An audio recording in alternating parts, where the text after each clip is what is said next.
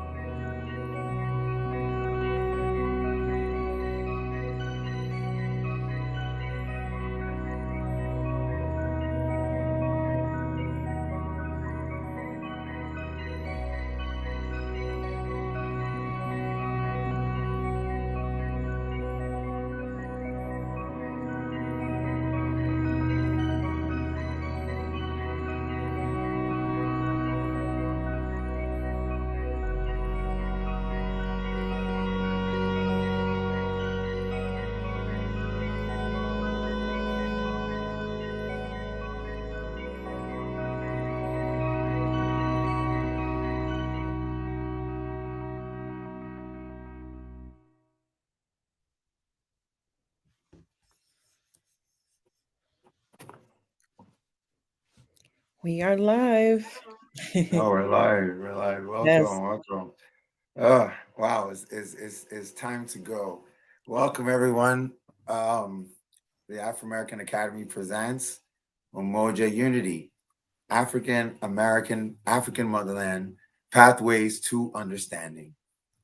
I'm your going to be your host and facilitator as well as Inkiru. Inkiru, how you doing I'm good, down Marlon. How are there? you tonight? I'm doing great. Excellent. So we have three people on. Uh, we will want to start by wishing everyone a happy Black History Month. We are marking this History Month with the Boston Red Line 85 campaign. And the Boston Red Line 85 campaign is the campaign um, to mark the infrastructural and to document and kind of educate people on the infrastructural issues in regards to racism and how things were built and how those things affect our culture. Um, so we'll get into that, of course, in a little bit. But yeah, welcome to today's presentation.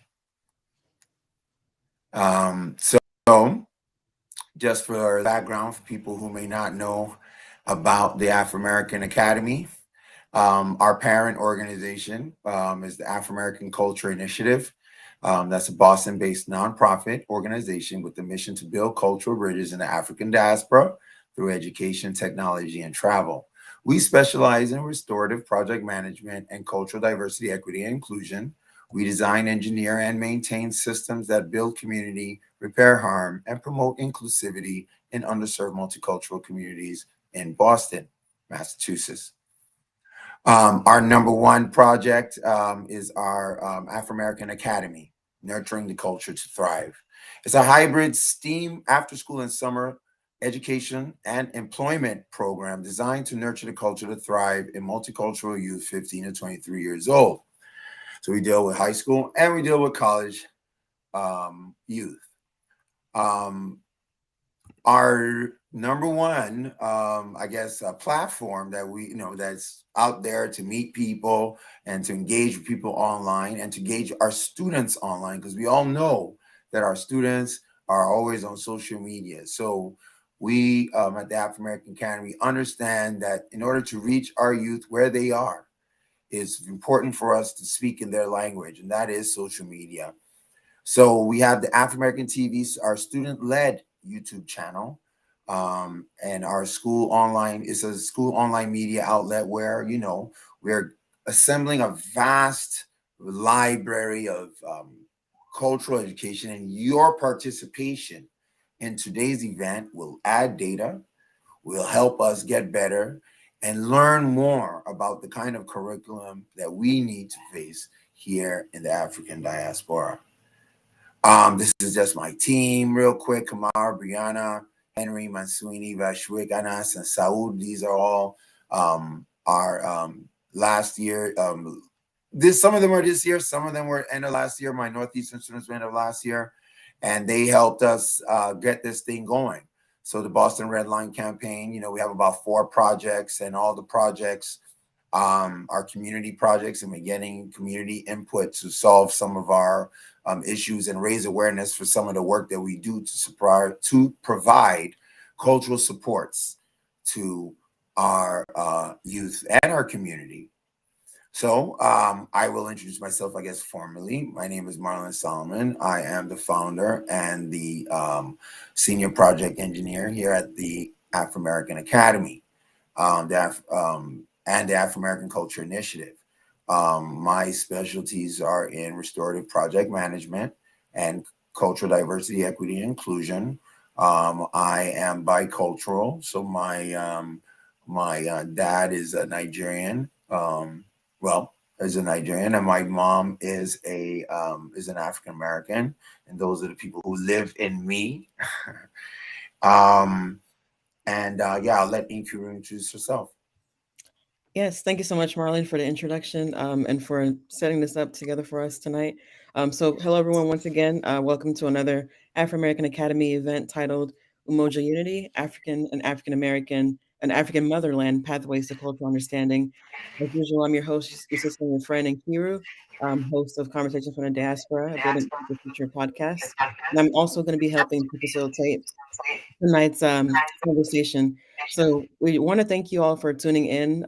At this time, we also invite you to get connected with us on our social media at Afro American One on Instagram. You can also click the link in our bio just to get tickets to our upcoming events. We have lots of programs set up for the month of Black History as well as throughout the year. So we want to invite you to be a part of our projects, be a part of what we're doing here at the African American Academy, and also contribute to our projects as we support the multicultural youth in the Boston area. So thank you once again for being here, and I'll turn it over to Marlon. Excellent, excellent, excellent. So also, before we get moving, I want to recognize our sponsors, the Mayor's Office of Economic Opportunity and Inclusion. I want to thank them for their sponsorship, as well as the City of Boston Black Male Advancement Office. Thank you so much.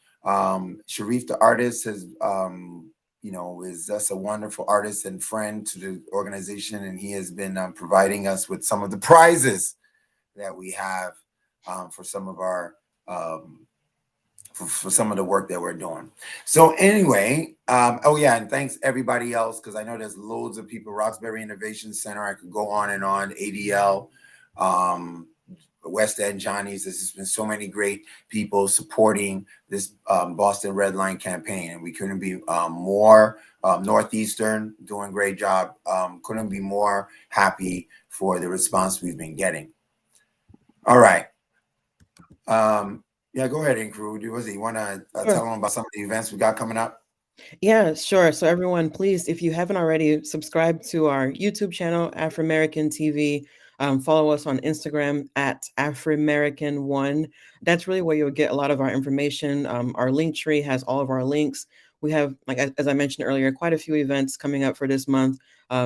Two more outside of this that I'm going to be, directly involved with would be our Culture of Love, which is this Saturday. We'll be discussing love and relationships and everything of that nature in the African diaspora. And then we also have another special event towards the end of the month on Afro Unity Unidad. So we're going to be talking about the Afro Latino experience as well, and just have lots of great conversations. So we really want to invite you to support these events.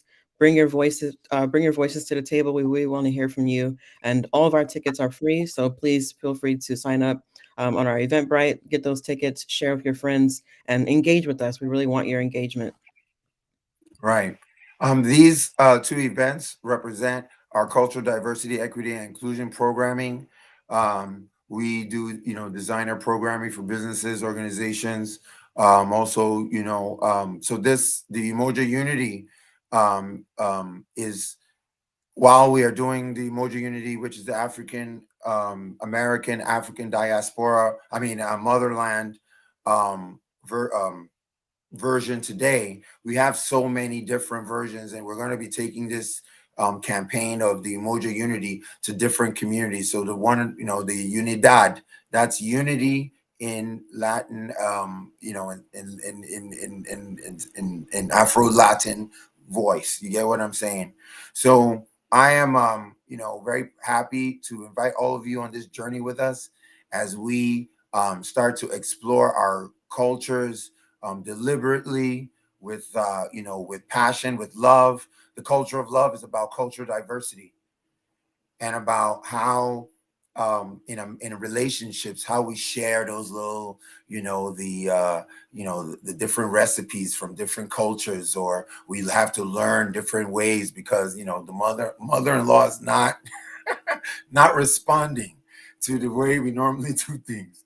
So, these events, we're going to be collecting a lot of data, like we will today. So we want you to make sure that you know that you're part of this journey now, and your voice will be taken forward as we move forward collecting data event by event. So I my by training, yours truly. I went. I'm an engineer. I'm a civil engineer by training. I have had many years in Nigeria in construction project management. And when I got here and we started doing this work, um, with the African American Academy, it started being very evident to me, that there was not a lot of representation in the science, So we started going into it. So when we really wanted to develop this program, we really wanted to ensure that we were giving our youth a viewpoint on science from our point of view. So that's where the redlining and studying of the red line map. So we wanted to just get y'all a little bit up to date on what redlining is real quick before we start the program in earnest. All right. So red line map represents like the beginning of the industrialized America. All right. So before this, it was just farm and, no highways, things like that. The highways and all the things that redlining brought is really kind of what this climate change started, because that's when the large use of roads and cars was done all across America. All right. And redlining really primarily identified indigenous African American communities. You'll hear that word a lot today, the indigenous African American. We are talking about people who have been here since the beginning of this country, since even before the beginning of this country in 1619. And that heritage of indigenous African American communities at the time these redline maps were drawn were spread far and wide. I know we hear of Black Wall Street, but that was just one of many communities that has spawned up after construction, despite all the Jim Crow all across America. They were strong cultural hubs of indigenous African Americans. But redlining also attacked all other multicultural hubs. So therefore, hubs of cultural people that could be of European descent, Chinese descent, whatever, Italian descent, right? And they just had a lot of people, they just had Black people there too, So these are people who are allies. A lot of the allies also were targeted. Redlining, just to give you a little context, was 25 years before the zip code. The zip code was instituted in 1961. And it was what determined, that map is what developed into red zip codes and also moved on to start the modernization by putting the highways in, which passed through many communities of color. In Boston, 60% of the indigenous African American cultural hub was demolished. We're talking about churches and schools and businesses and tailors and loads of jazz clubs. We had a place called Jazz Alley. Loads of transformation because the city wanted to expand its initial borders from old Boston. And then unfortunately, there were groups of people who were in the way of this development. Currently in Boston, especially where I teach, I'm in Roxbury. There's a 33-year life expectancy difference between Roxbury and Back Bay. Back Bay is the more affluent part of the city. 33 years. That means that if these people were born on the same day and the person in Back Bay, which is the person that lives in a good area, if that person died today, all right, with a 33 life expectancy, that would have been 90? That'd have been 1990 when that was a whole lifetime ago. Right? I can remember 1990, but I was in junior high. uh, so now to let you know how widespread redlining was, this is a map taken from our good friends at University of Richmond, Dr. Nelson's group. These are all the red line maps that you have in America. All right. And there's always a relationship between cultural land and law, where you have people who, once you live on a land, you grow attachment. And then once they change laws in that land, it can cause problems. And that's what has been happening. And these communities had safe spaces. All right. And these safe spaces are what are required for cultural development.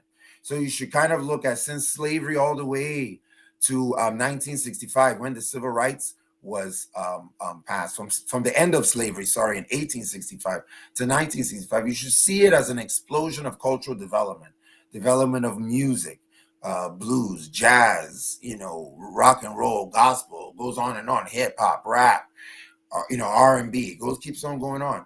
But it happened because there was a network of thousands and thousands of safe spaces where people were encouraged to do their best, very homely community sense of the word. They had buildings and spaces in these communities that helped young people, expose them to the tricks of the trade from their elders, right? And then it was passed on generation by generation.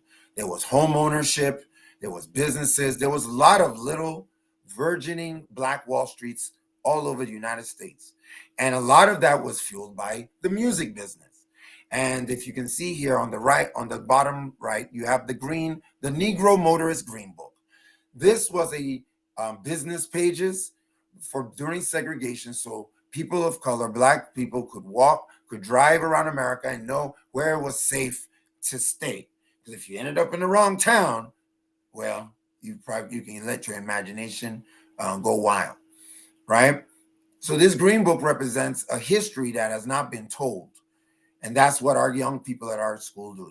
They try to document some of the underground local history that we have in Boston. A quick note: in red line map, right? This is the Boston red line map. The green represents desirable, very desirable. The blue represents still desirable. Yellow represents definitely declining. And red represents hazardous. All right. So in Boston, there were 3 people that got really kind of harmed. The Italians in the West End, the whole place was leveled. All right. They were given another part called the North End, but that whole place was leveled. The indigenous African Americans in the Dudley Street Baptist Church, the 12th Street Baptist Church, that's where Martin Luther King and Coretta Scott King, started their romance. There's a bunch of jazz cafes and stuff. Basically it was an indigenous African American, like Chinatown, full of soul food restaurants and jazz clubs and tailors and everything you needed, right? Stores and shops, homeowners, hostels. A lot of the hostels in the Green Book are in this community. And finally, we have the Jewish community, which is in the yellow area. And the Jewish community in this story, they did not practice segregation like the rest of the Boston community did. African Americans and Jewish people were living in harmony. In fact, it was thought to be like a match made in heaven. However, the Jewish people were targeted in anti-Semitic ways because they had money. It was not easy to just level their place like they leveled other parts of Boston that were for poor. So red lining is for poor people, yellow lining is for people with little money. But basically 68,000 Jewish people, and they were there from the like the 1800s to 1890s to about 1968, almost 70, and then they left, and they have a whole bunch of temples there now, right? So now finally, let's zoom in on an actual church that was in Boston during the 60s. The projects that you see behind the picture on the top where it says 1963, that is apparently where New Edition, Bobby Brown, Ricky Mike, that's where they grew up. All right. On the bottom, 2018 pictures, not that recent, the place was leveled, and now there is a library there. In fact, we started our campaign at that library with some youth from the local community. And that library has no mention of the church or the history of the area. And this is why, I advocate for the cultural rights of Indigenous African Americans, because we have some unique issues that no other group of people in the world face. We have to create our names, right? We do not have a library of names in our culture to select from, like my Nigerian side has. All right. We do not, our recipes do not have the nutritious diversity that is needed to really have good, strong, balanced diets. It's devoid of a lot of vegetables and things like that. All right. That is not our fault, right?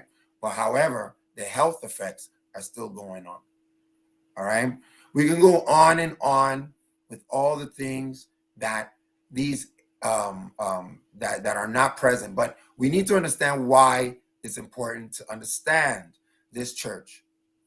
This church, as an engineer, I see it as a space that is utilized for different purposes. In segregated communities, of course, space is not something that you can waste. You have to definitely use all the space you have to do whatever you can. So when you see this church, let us take the religion aside for a second and just look at it from an engineering point of view, that this church and the spaces and the activities, that the safe spaces, the safe encouraging spaces that these church what represents, right, is what cultural development this is where the cultural development of the Indigenous African American began. These churches produce people like Aretha Franklin, Stevie Wonder. You have to remember, this is a segregated community. They cannot travel to most of the city of Boston, right? They can only stay in their community. All the jobs and everything that they need to happen in these communities.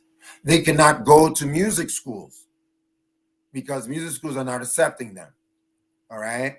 So they have to, where did the greatest musicians of all time, right? Where did they learn that craft? It was in the safe spaces of choirs where they had encouraging people to teach them all the tools. And generation after generation, they got better and they developed new genres. But it wasn't just music, it was cooking. There was mentorship, job training, networking, civil organizing, civil actions. These were the community hubs. And there were networks of thousands of churches like this all across America. Let's not forget, Reverend Martin Luther King was the head of this church, at least the iconic head of this church. So we're looking at a symbol of strength, resilience, right? That was handed down from generation to generation. To Boston, the Indigenous African American Bostonians have been here since the Revolutionary War. Frederick Douglass and all of them running around here. So this community, when you don't have the churches, which are the places that provide the cooks for the soul food restaurants, the business for the tailors, because they had to come dressed clean, right? They had to have the big hats and everything, all the tailors, all those things. The center of this community was this church, and it was taken out, like I said, along with 60% of the community in the 60s. Now, if you think that cultural rights and civil rights are something that maybe like, well, okay, great. What does that mean? Cultural rights to us, we are advocating for cultural rights because we see it as the next level of the civil rights. Civil rights being like a technical marriage, like a civil union, like you go to the court and you sign some documents and then you're married. Well, guess what? It's not, it doesn't say I love you. There's nothing that says I love you like a court marriage, right? So it doesn't have the communal effort. So civil rights are great. I don't want to be like I'm poo-pooing on civil rights, but I want to be very clear that civil rights are not culturally directed. So if you're educating people, you have to educate them towards their cultural strengths. If you're building a community, you have to build a community around their cultural history, right? You cannot make the void. And you can also understand that we are under attack. And this is a great little 2-minute excerpt, and then we'll get to the program in full. But listen to what this great man, Mr. Van Crump, he is really out there. I really admire his advocacy and what he's doing. And he has some young people there, and they're banning the context that, if you don't know, they're banning Black history, right? Indigenous African American history in Florida, simply because it makes people feel bad. And I get that, all right? However, we have a right to our history, and nobody has a right to tell us how to tell our history.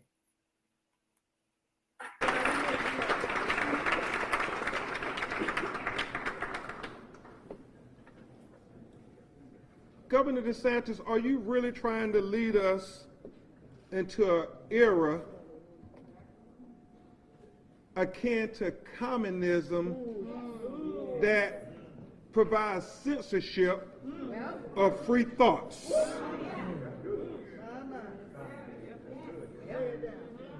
Or are we going to make sure that Governor DeSantis understands that we will stand on the American principles of the free exchange of ideas, whether those are ideals and culture of European history, whether those are ideals and culture of German history, whether those are ideals and culture of Japanese history, whether those are ideals and culture of Brazilian, Canadian, everybody who is here in America.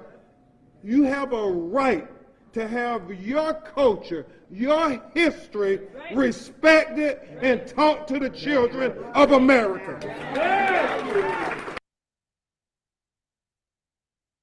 Right. So we are going to get on the Slido. So we're going to give everybody a little minute because we're going to do some test questions on before we get to the competition in general. And then we're going to do a little quiz and see how we do, right? We got some great questions lined up, and it's all designed to start this process of discussing how our African American and African diaspora people, can get together, right? So just to, okay, let everybody sign up first. Let's give you 5 minutes. Well, not 5 minutes, but a minute. Yeah, so everyone who is tuning in, please go to Slido. This is our way to get some information from you, get the conversation going. So if you would go to slido.com, you can also scan a QR code on your screen. But so go to slido.com, use the code 3895005. This is a great way for us to just really get the conversation going. So we'll give you a minute or less just to kind of get signed on, and then we'll take it from there. If you haven't already, please let us know where you're watching from. We would like to shout you out.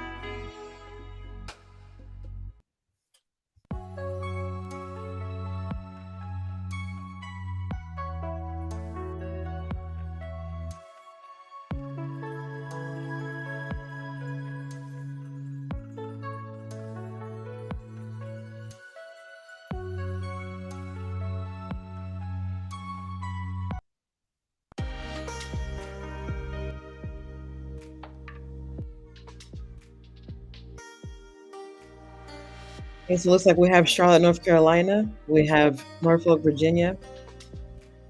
Who else do we have tonight? We have Maryland, Illinois.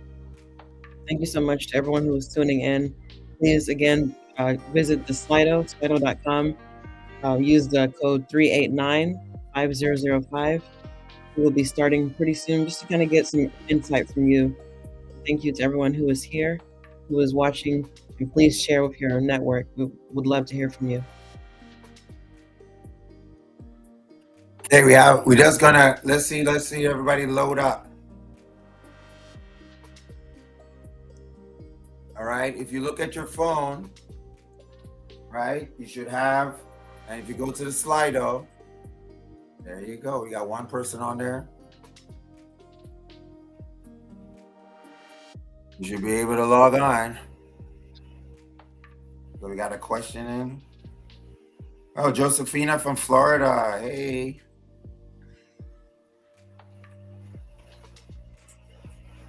All right. Okay, so the first question is it's not really, it's just to kind of let's see who we got in the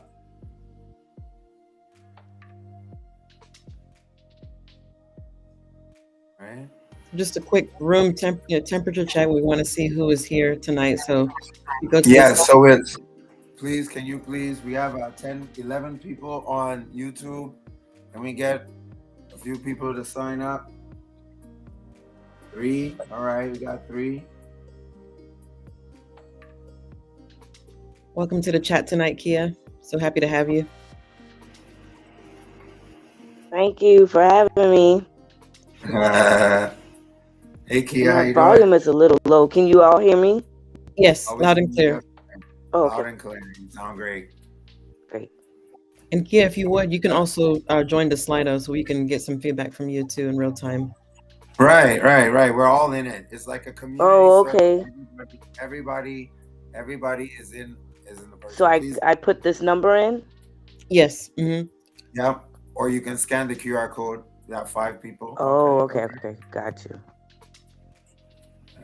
Let's see what we got going. All right. Let's see, we got some all right. We have Indigenous African American, we got African Motherland, Afro-Caribbean. All right. All right. At least we got a little diversity up in her. There.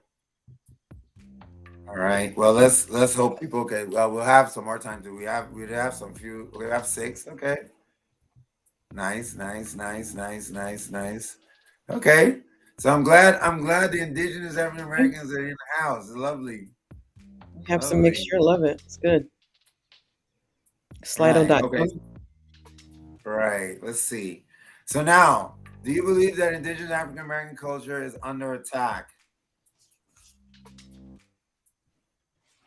Okay. Look at us go. Yeah. What would you say to that, Kia? Yeah, Kia, what do you think? Absolutely. That's a no-brainer. Yes. You know, the questions are not meant to be hard, but we just want to get people, the temperatures. But so like what are some of the things that you've noticed like recently, that you just feel like, wow, like look at this attack. I think I heard what you said. For some reason, mine is really, really low. Okay. I think I'm gonna try to go out and come right back in. No problem. This is low. No problem. Okay. No problem. All right. Inkiru, what's the last thing that you just saw that was like, okay, this is just, you're like under attack, like this just feels like something different is going on? I mean, I think even with what Attorney Crump's clip, what he was saying in that clip, the fact that having a dedicated AP courses, advanced placement courses that are focused on African American history and African diaspora and things of that nature, why would that be a threat to anyone? Like, why is learning about another group's history, why should that be anything that would cause you to feel oh, we don't want people to talk about that. We don't want people to, and Right. don't want to feel uncomfortable with that part of that history. But we learn about the Holocaust and other things. Like, these are painful things, painful um, different events in history that have happened, and we have to address them so that they don't happen again. So most definitely, it's under attack. Kia, what do No, you? I can't agree with you Yeah. more. Kia, did you Um, have anything to add? yeah. So definitely it's under attack. It's always been under attack. Um, I am from Charleston, South Carolina. So I Mhm. am Gullah Geechee. And we did actually a Gullah Geechee tour in 2021. And as I was doing my recon, if you will, just to familiarize myself with the history of Charleston and St. Helena and Beaufort, a lot of the information has been like deleted from the internet, or the story has changed.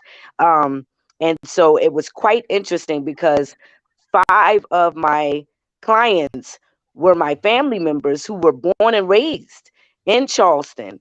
But the information that I was able to uncover, um, they hadn't heard all of that information. But when I tried to look it up on YouTube or anything like that, it was very, very hard. So I really had to connect with some of the elders that are still alive today that remember the first settlement, which is Liberty Hill.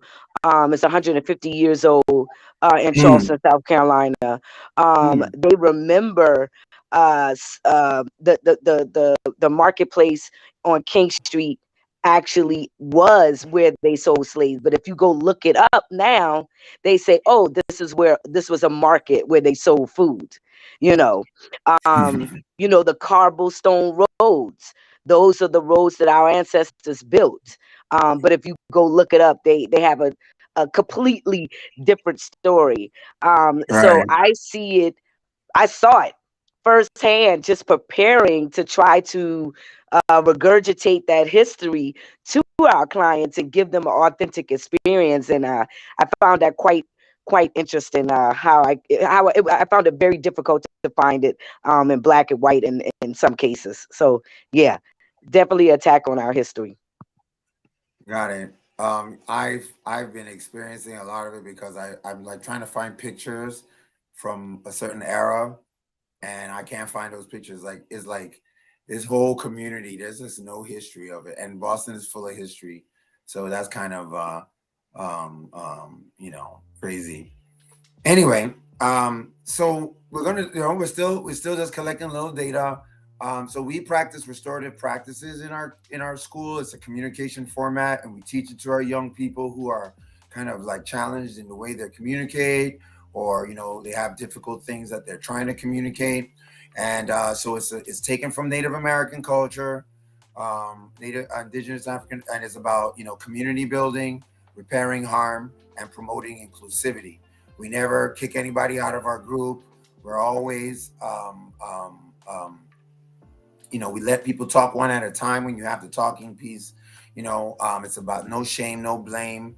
So these are some of the things that, we wanted to, and we always want to share with everybody that we're doing our events with. So this is just a little bit. So please just let us know how familiar you are with restorative practices. Is it showing up? Yeah. All right. I'm gonna put middle because. Oh, I see why. And again, to our viewers, if you would like to engage with our quiz, please go to slido.com. The code is on the screen, but I'll also read it out. It's 3895005.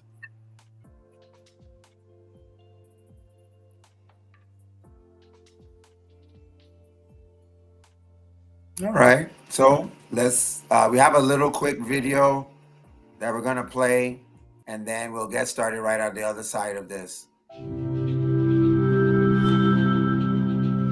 Conflict is a fact of life. Wherever we live and whoever we spend our time with, none of us can avoid it or its consequences completely. But when we ignore the complex causes of conflict, we fail to prevent it from arising again. The pain and anxiety of it lingers.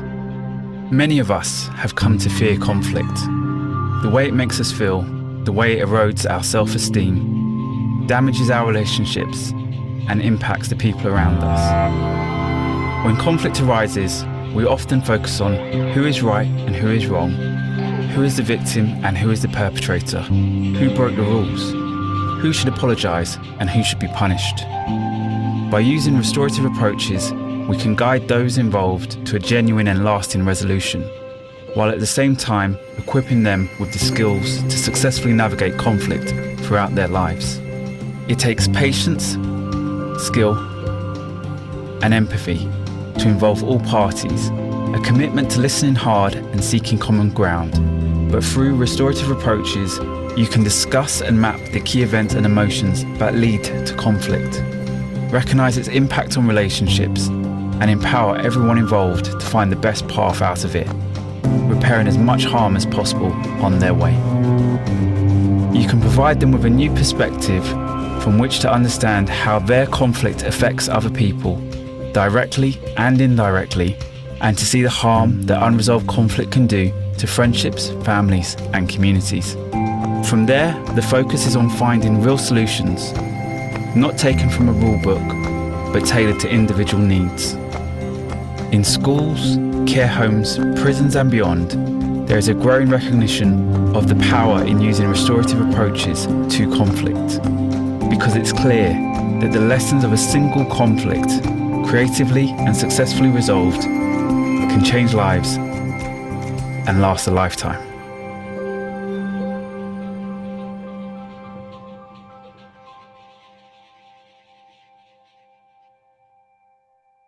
We do these kind of check-ins with our youth to ensure that they know that conflict is a part of life. And, you know, in this setting, we may be discussing some issues that may be, you know, a bit touchy or a bit, you know, please just understand that every step that we take forward is a step together. And if we continue to move together, we you know, and be patient and don't jump at the first thing that somebody said that I thought was, you know how we get down. So my mom is from Nigeria. Please, we can be answering the Slido as I talk. Yeah, so you know, my mom is from Nigeria. I mean, no, my mom is from Virginia and my dad is Nigerian. And I grew up in this, you know, in this dual cultural space where in Nigeria, even I'm not a Nigerian, I'm African American, and then over here, I'm always more African than everybody, so I'm African. So I'm never at home. But this organization was started because I wanted to bring my two cultures together, and I wanted to learn and understand each one. And so we started out with the Lives in Me DNA test. I made my first curriculum trip to Ghana. I realized that there was no one-stop place for Indigenous African Americans to like, okay, like how do you get to Ghana, right? And it grew from there. So this, you know, using, trying this UMOJA unity represents the core of this organization. And I feel that this is probably the most important harm to repair is between the Indigenous African American and the African Motherland communities. All right. So, hey, we got a little positive. Okay, we got positive. Oh, we got, okay, now we moved up to really, now we got an A. All right. All right. All right. All right. Thank you so much for answering. All right. So this is our Black History Month, like I said. So now we're about to get into the prize. So we got, how many people we got? We got 12 people online. We love you. All right. So please, if you're on the Slido, now the competition is really going to start. All right. I'm going to throw in some black cards from Sharif, but you're also going to get a $30 Uber Eats voucher, right? $20 Uber Eats voucher for second, and third prize gets $10 Uber Eats. Now you have to sign up on the Eventbrite. So if you haven't done so, make sure you sign up, because that's how we're going to get your email. All right. So we need to get your email, because some people are just watching on YouTube. So we're about to get started with this, and this should be fun. All right. So basically, it's easy. Sign in the Slido like you've already been doing. That's why I did it long, so nobody say I didn't know how to do it. So listen carefully to the presentation, because we're going to ask questions. There's going to be videos. Listen to everything, the numbers, the everything. I'm just giving you little hints. All right. And then answer this question as accurately, but also as fast. The questions, to be honest, are not super difficult. Some are, but most of them aren't. We have about, I think, 13 questions, and the highest scores will get finalists.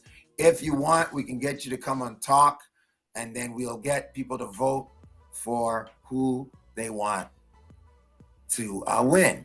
So let's see how we do today. We got 13 people. Come on, let's get signed up. So please sign up to Eventbrite, because we need you. So remember, the first prize is a $30 Uber Eats voucher. You'll get it on your phone, and you'll be able to order something. Please order something from a restaurant, a multicultural restaurant, something that's selling some cultural food. Don't use it from McDonald's, please. I can't stop it. I would have stopped it on the app. And then our second price, $20, and then $20. So we got a little something to make it fun, right? So we're about to get started. So I hope all y'all ready. I don't want to hear nothing. Everybody got there ready? Everybody's logged in? Logged into the slido.com. That's the most important thing. All right? So we're about to get started. Okay? So now the first one, right? This is our Lives in Me winner. We give away a free DNA test every Christmas, every UMOJA Unity on UMOJA Day, right? 26th of December, we do an event, and we gave one away to Melanie Best. She's in Houston, and then now, but before that was Stacy. So let's listen to Stacy's testimonial. Listen very carefully. There's a question afterwards.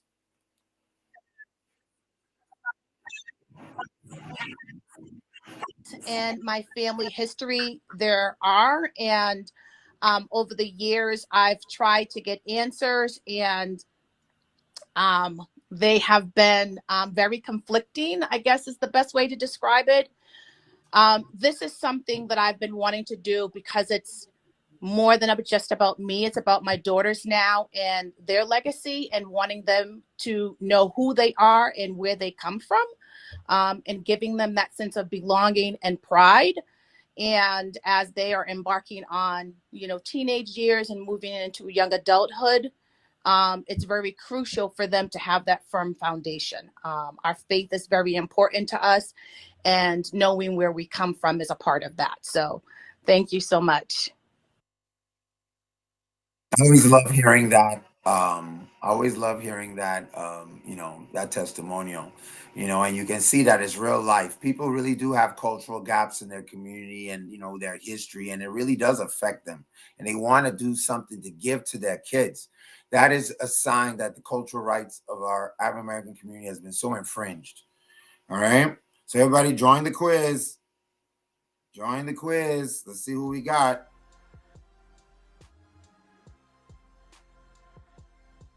Join the quiz.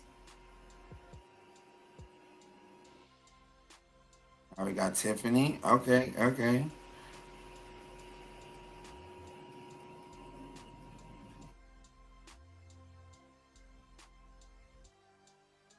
So we have 13 people viewing. We want to see 13 names on the screen. This is the way you can win prizes. You can't win prizes without participating. All right. Josephina. Okay.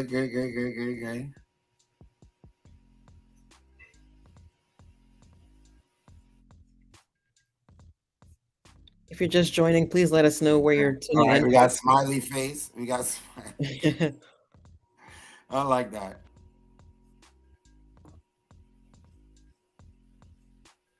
Okay, hold on. All right. We got 4 people on. We only got 4 contestants. Only one person is gonna not make it. All right, so we have 15 people viewing, so let's get all 15 signed in. Slido. Right. Slido.com. The code you're going Right. to Yeah, put in and is get your people because you're gonna want them to vote for you. right, Get your right, people. It's about who gets the most votes. That's who wins. right. So Slido.com, code 3895005 on the screen, but I'll say it again. Slido.com. The code you're going to use is 3895005. And if you haven't already, you have to sign in or get a ticket on Eventbrite because that's the only way we Yeah. can reach out to you. Right. Or maybe they should just send something to info.com immediately. But I'm not gonna. But they may not win. Kamara, hey. I know Kamara was trying to get some. I know Kamara was trying to get some Uber Eats voucher over here. You know, all our college. These are the college peeps. What's up? All right. Or we got eight people signed up. Okay, at least we have a working number now. All right. Okay. There you go. 60 seconds. Let's go. What was Stacy's main reason for taking the Lives in Me DNA challenge? Who cares?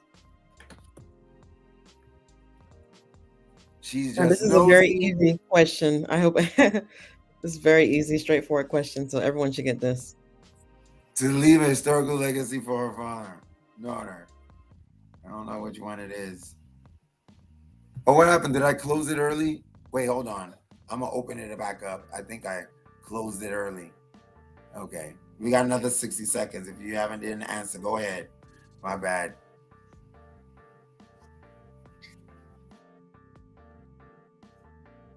We got 10 people signed up. People trying to win. Yeah, Uber Eats. Like, come on. Free food. Yes, now. Me too. I'm hungry, I think. Awesome. Please share the link with your friends. We really want to get more engagement tonight because the conversation is important. So we want you to share your thoughts and everything. All right. All right, let's see what we got. No. I'll give it like 10 more seconds and then I'll go back. No, because because I know I have 8 people and I'm trying to get those little 10 people. Look, 10 people, 2 people. All right, then we just gonna go. All right. So let's see. What's the answer?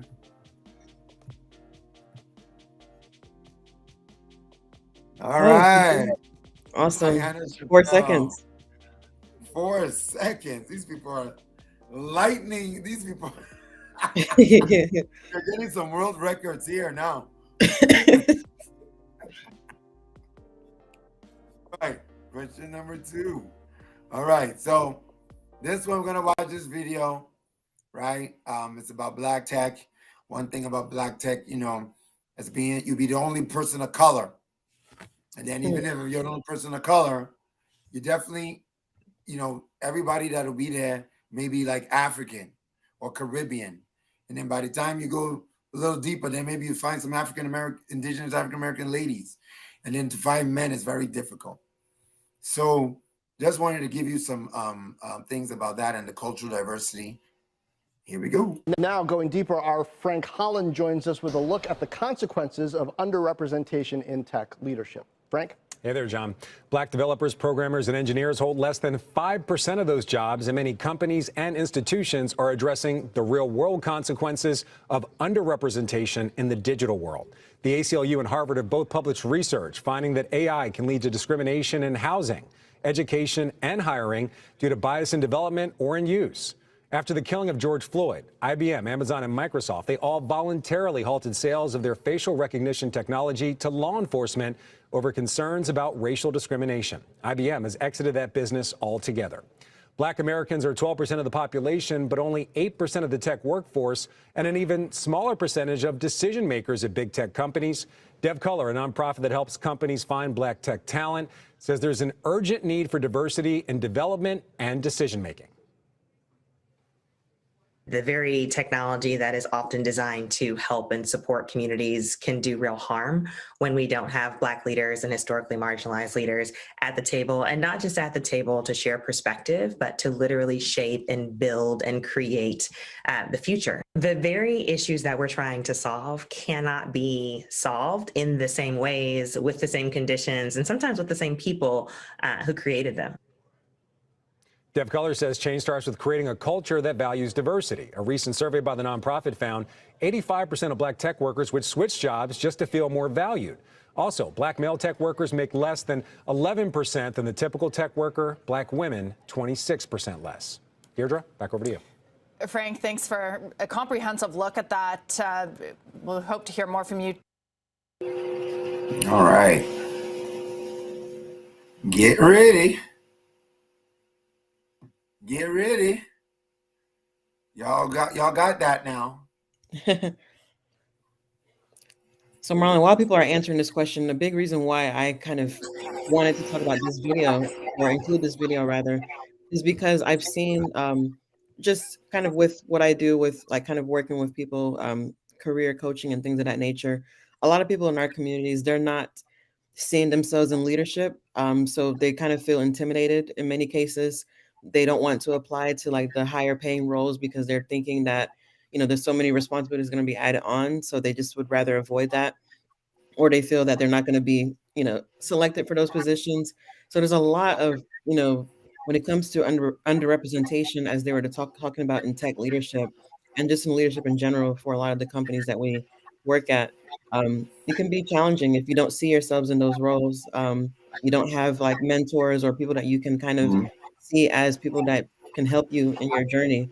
So that's why I thought this was really important to include. Great points there. Great points there. All right. Oh, bring different, more specific cultural diversity classifications would bring different communities together. 83% went there. No. Cultural diversity, well, that was a trick question, but it's not that much of a trick. The reason why it's helped properly allocate resources is because when people are trying to help communities of color, they say, oh, we're going to help Black people. And then they now put tech jobs up.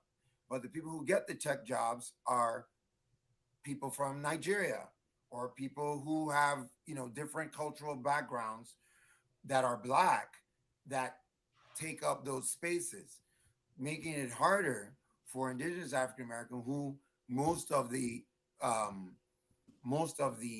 resources are, I guess, historically meant for, to not receive those resources.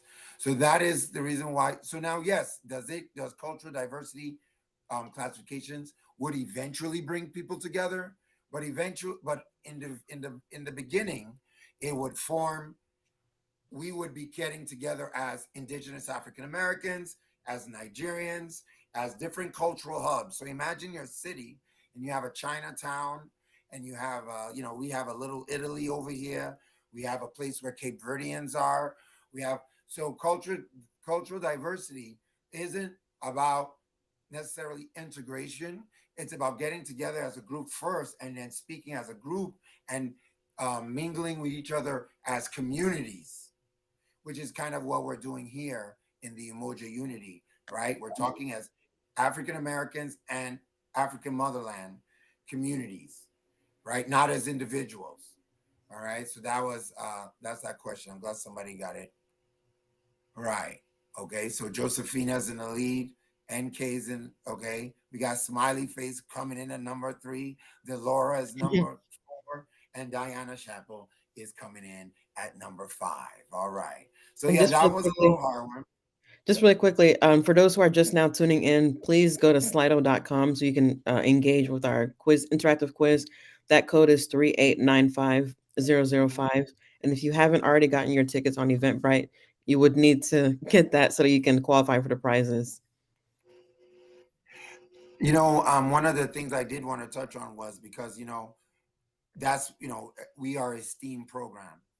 And we study redlining because, and the way we study it and why we study it is different from what they study at Northeastern.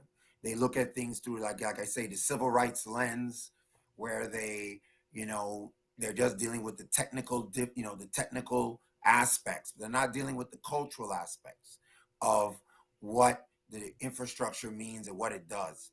So having young people with executive experience is what we really give them. A lot of our young people shadow us in our meetings.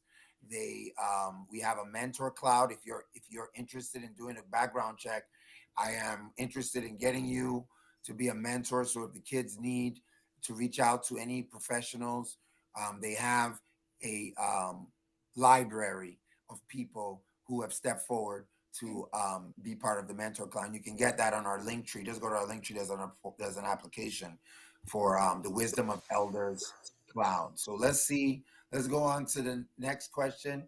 All right, the next question was, how less money do how much less money do Black women make than the typical tech worker?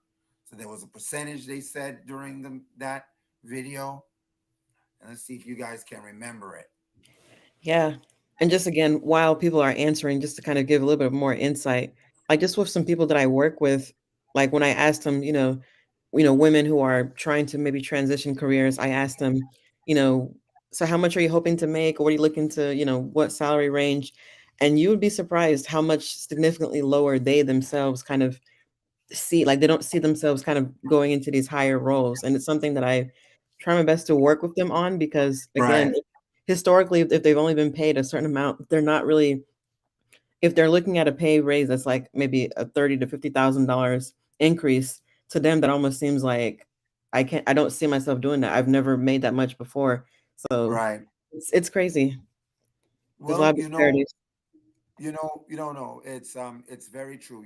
I always try to say to my kids, I need you guys to be a little arrogant. Mm, And I use arrogant purposely. People say, oh, well, arrogance, has a negative. I get what you're saying, but it's like you actually, to think that you're out of a million, because that's what you're asking these young people to do when they step into the engineering field. You're asking them to be one out of a million. right. And to think that you're one out of a million, it's a little bit more than confidence. You actually have to have a little arrogance. You have to believe that you have to aim for the stars, and maybe you'll hit a cloud. You cannot, so one of the things, like I say, is just to expose them. I was lucky enough to grow up in Nigeria. I was lucky enough to be surrounded by, accomplished family in that community, very accomplished. And I was able to see, how things worked at the highest levels. And that shaped what I think I can do, because I've seen great men do great things and great women do great things. Right. And, so I know it can be done, Hmm. so that's something I always try to impart in any of my students. All right. So we got a lot of people listening. We got Right. a lot of Right. people listening. Right. 71%. Okay. And Marlon, I Come think on, they're at you 13. too. I There think are they're at like you 6 too, people Marlon. that signed up and didn't Yeah. and didn't do it. Okay. All right. Smiley Face has taken the lead. The Diane is unknown coming in person. second. Tiffany rounding up there. Josephina and Uju. Oh, Uju. Remember Uju? From one of our first emojis. Hey, Uju. Yeah. No, that's your Yeah, that's sister. my sister. I thought it was another Uju Obi. Yeah. Okay. Hey, Uju. All right. Sister, did you get you? She must have already eaten up the last Uber Eats that she wanted. She's This back for is more. my other sister. Okay, the other sister, so she wants to get her wrong. Right. But Marlon, just Okay, to come answer the on. question on the screen, like I think this is why certain conversations are important, like what we're doing tonight, because people need to know how much money they can make. That transparency, it's really important to have those kind of Right. conversations. Right. No. It's extremely important to let them, but one thing I would say is that I always like to tell people, please don't rush the kids or don't rush yourself. Mm, Okay, because it's baby steps.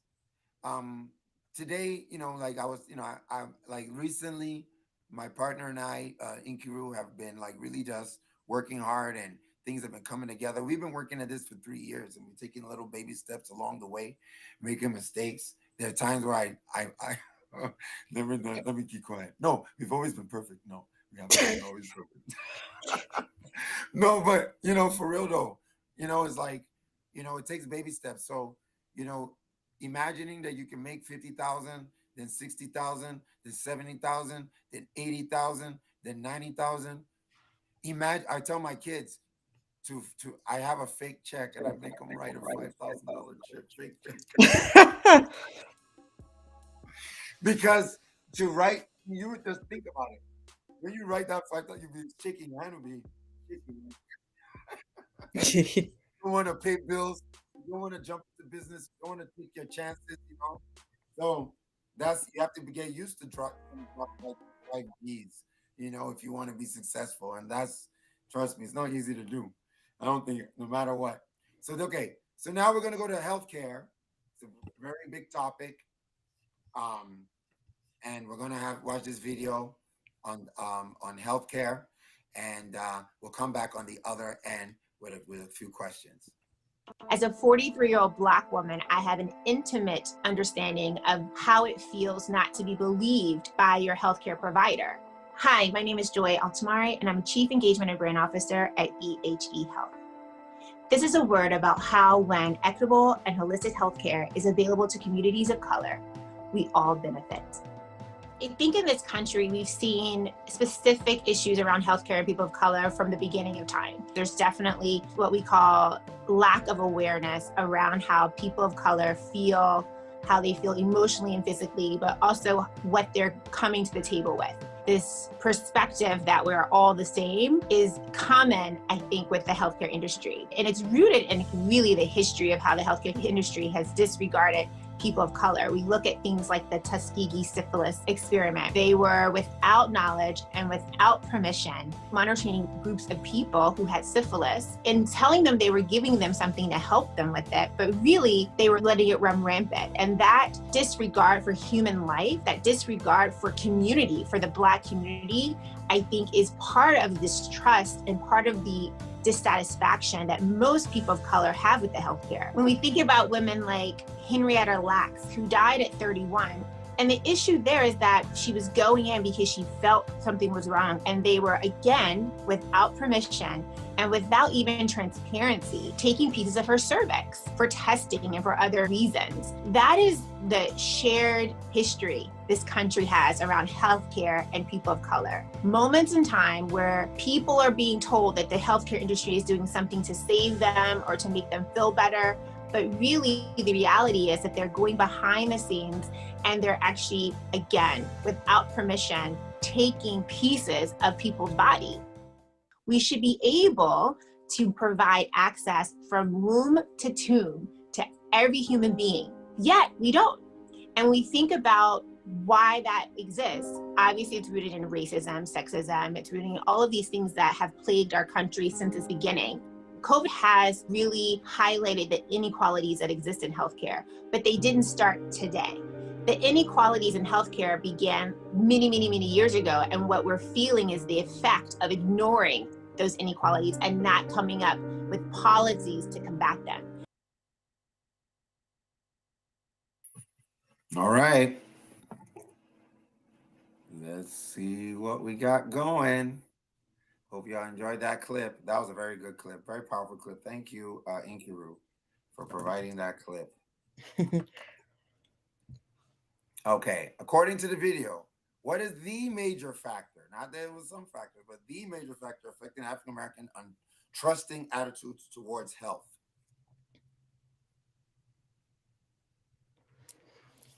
Yeah, so while people are answering that question, I mean, there was just so many things that kind of came up from that clip. And I think just to let everyone know, 2023's Black History Month theme is on Black resistance. And I think for many of us, when it comes to healthcare, when it comes to education, when it comes to our, financial situations, I am seeing a lot more resistance these days. People are educating themselves. They're starting their own businesses. They're doing everything that is kind of an act of resistance to take ownership in, spaces and speak, have their voices amplified. Because, of course, we know the history of this country as it relates to healthcare and racism and all these other things that have plagued our communities. So I thought this was a very important clip to include. All right. Looks like we have a unanimous answer. Right. Yeah. Okay. All right. Oops. All right. Everybody got it right. Okay. Hey, Marley Marl is on the scene. Like, man, these people are quick fingers. Right. Okay. All right. Now, this wasn't in the clip. So it is simply if you know. And you can Google it, but it'll take time.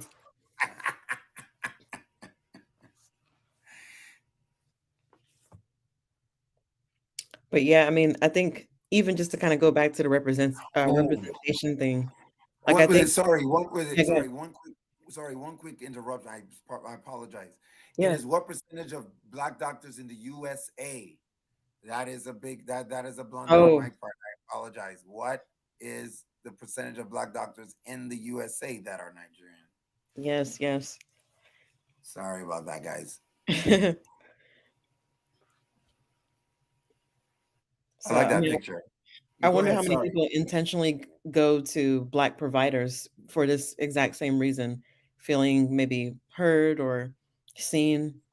I would love to kind of see people in the comments respond to that. I'm giving some more time just because I know that in case people want to. Yeah. Yeah. I did some, we did some COVID vaccine work, in communities of color. And what I found was, of course, another civil rights solution. And you hear that a lot from me today. What I mean, every time I say civil rights solution, I mean technically accurate solutions that do not bring people together because they're not culturally directed. So I was in this Haitian American retirement home. And I go in there and there's a bunch of old men and women, and I'm like, okay, where do I start? And of course I started out with like herbs and remedies for COVID. So not that I wasn't there to talk about vaccines, but I couldn't start with that, right? I had to start with, you take honey and you take turmeric and all the the lemon leaf, all the remedies, ginger, you mix it up and you boil it I mean, all those things. And then everybody dropped their guard. And everybody, started participating and talking about things that they make in their country, and things like that. And they started cracking jokes between each other, And then by the time we got to the vaccine, it was a much more palatable conversation. And that just goes to show why cultural diversity and talking in terms that people can understand as being a very important aspect to what we want to do. We want to do things technically right, but we want to do them culturally directed. All right, so let's see what we got here. We got 6 people. Where are all the other people?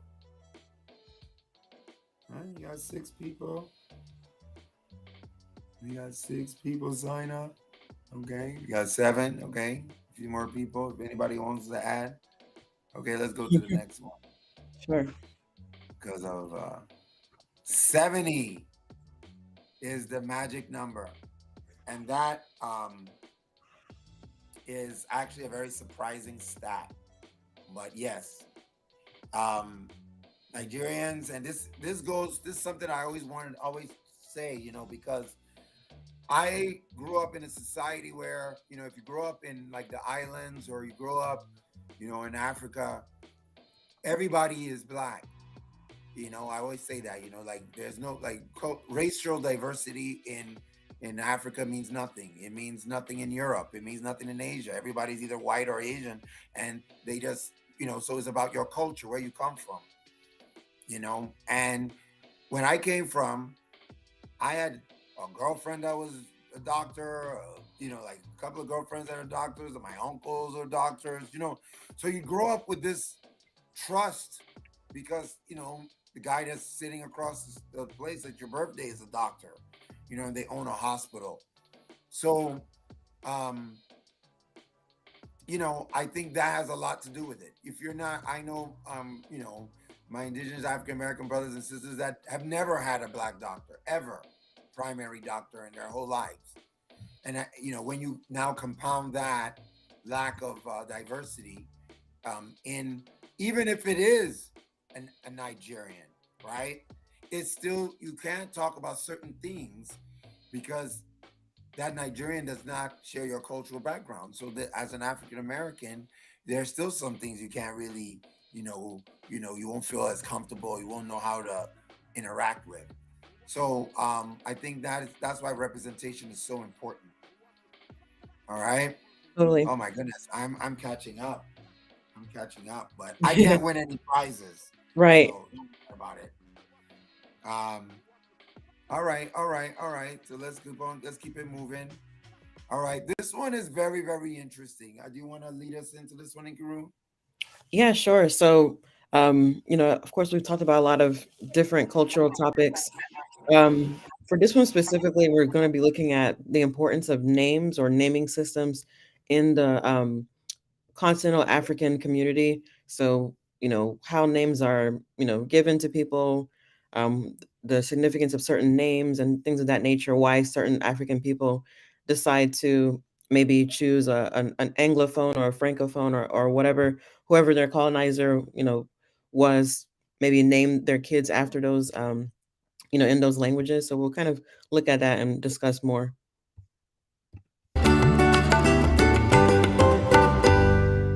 Hello, you're welcome to this week's culture segment, which focuses on African names. I'm Claudia Nsono.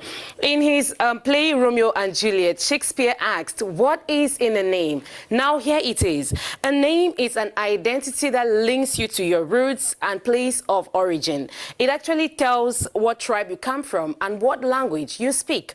So my sisters are called Ruth, Josephine, Hilda, Belta, Mercy, and Linda. And while my brother answers to Christian, and that's simply because we're Christians. I guess if we're Muslims, would have names such as Aisatu, Fadimatu, Maria Matu, and lots more, which are Arab names. But that's not all. Africans equally answer to Spanish, Belgian, Portuguese, and French names, or names from whoever colonized their country. What's even more intriguing is that most of us grew up thinking that such names were formal, they were a sign that one wasn't primitive and that one was very well educated. And I'm sure you remember that look you gave someone because they didn't have a foreign name. That's exactly what we're talking about in today's culture segment. Well, some Pan-Africanists say that it all goes back to racial and ethnic superiority that missionaries and colonizers felt over African civilization. So why do Africans still find the need to take on foreign names several decades after our supposed independence? Koigi Wa Wamwere is a politician. He's an author who has been campaigning for names that are indigenously. I love this segment because one of the things that I always like to point out is that, yeah, I understand that, my indigenous African American culture has, some steps to take culturally in the development and things like that. But it's not just the indigenous African American community. The African culture has also been colonized. There are many examples of the colonization and how it has formed an external focus for the African community. So they do not develop internally. They develop based on what they think it is white by, if it's white, it's all right. They'll get money in, they'll buy, houses in London and everywhere else instead for investing in their community. You'd be surprised to understand that even though Nigeria has 70% of the black doctors here in America, those black doctors are here because there's no infrastructure in Nigeria. So the healthcare is, for lack of a better word, trash. So, you know, that's what this segment is about. So let's get ready to answer a few questions. I mean, on that video, couple questions. Get ready. All right, we got 13 people in. 1 minute to go. According to the video, Africans adopt foreign names over traditional names. Why?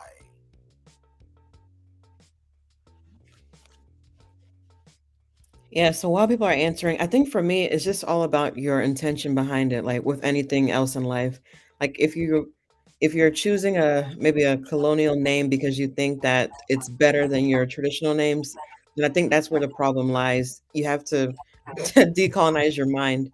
Um, Mm. I know some people do it for the sake of, okay, well, they might think my name is too hard, so let me just make it simplified. I just feel like it doesn't make sense to dilute your existence just because you want it to be more palatable to someone else.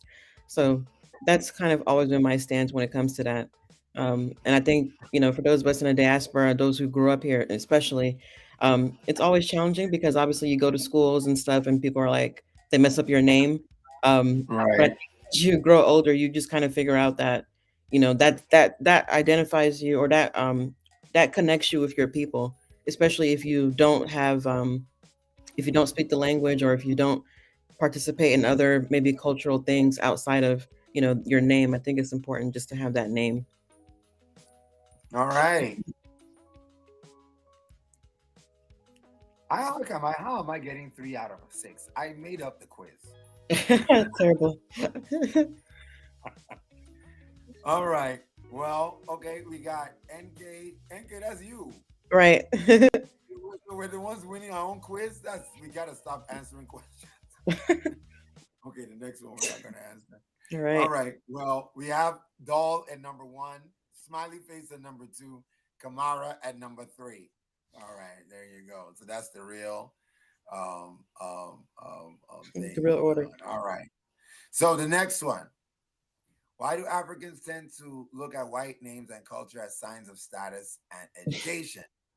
I like these options. If it's white, it's all right. If it's black, take it back. They're forced to speak only English in schools. They have the colonial mentality. And last but not least, option C and D. Honestly, I feel like all of these could be part of the reasons why people do that. Yeah, it's deep. It's deep.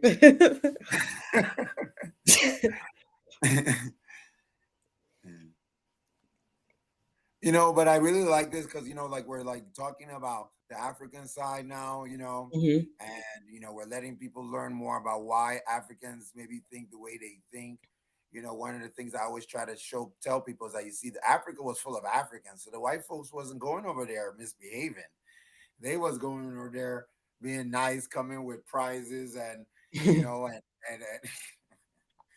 you understand. So, it caused a bit of mixed messaging, right? Because on one hand, so the answer is C and D.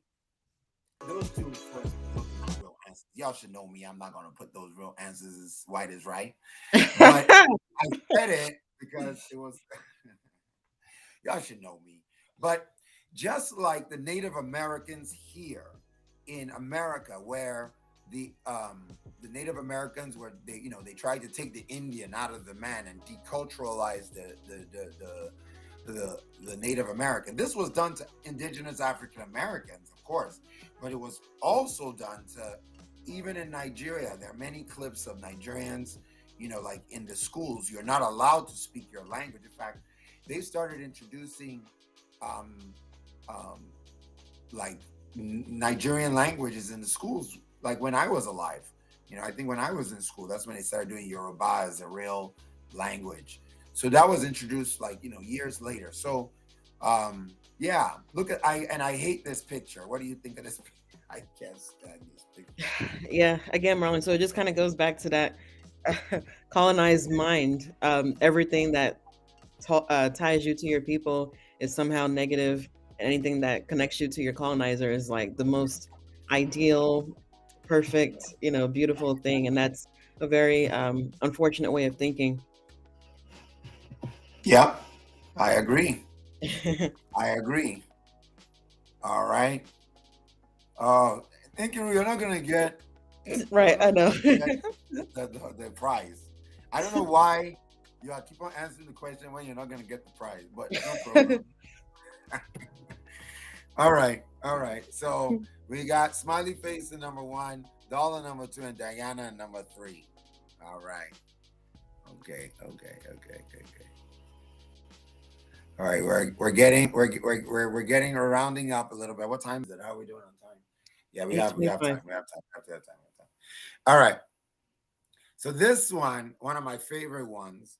It's a bit of a longer video, but just it's wonderful because food. We did some work around foodways, and we found food in Brazil that literally has the same name as it does in Nigeria, because the Nigerian slaves took it over there, So food is one way that connects us. And we have like that same akara as akaraje, but it's also in African American culture, the black-eyed pea fritter. So it is, there's so many artifacts of culture that still exist, and this is how they connect us. Imagine the Caribbean as an empty clay pot for now. Watch and see how different cultures start to add to that pot. When you look at many of the fruits that have been most synonymous with the Caribbean, such as breadfruit, mangoes, and sugarcane, we automatically think these fruits originated from the Caribbean, right? But the truth is, they're not. You have the European settlers to thank for that, as the Spanish, French, and English introduced many of these fruits and ingredients from other places. So the next question you might be asking, if breadfruit, mangoes, and sugarcane aren't Caribbean in origin, then what is? That would be the yams, papayas, guavas, and cassava scattered around the archipelago. This was the diet of the first true settlers of the Caribbean, the Carib, Arawak, and Taino tribes that came from South and Central America. And when it comes to the seasoning of meats and fish, the Caribs introduced various spices to their recipes. After the Amerindians and Europeans' contribution to this pot, came the Africans through the Atlantic slave trade, and this is where things started to get a little dark with regards to food. You see, for the Africans, blending different unfamiliar ingredients into their recipes wasn't a matter of delicacy. It was often essential to their survival. A slave's diet in those days mostly consisted of the foods that their slave masters didn't want to eat themselves, so they had to get creative. They blended their traditional African foods with the staple foods they found on the islands, introducing things such as okra, callaloo, saltfish, and ackee into the mix. You could say that they were the ones who actually started to stir this Caribbean pot of foods together, making it closer to the familiar recipes we see today. Next would be the Chinese and Indian indentured laborers who would come and introduce such ingredients as rice and curry, and sailors who moved back and forth through the Americas to a lesser extent brought in the ingredients they got there as well, like corn, beans, potatoes, and tomatoes, making the pot of Caribbean cuisine we know and love today.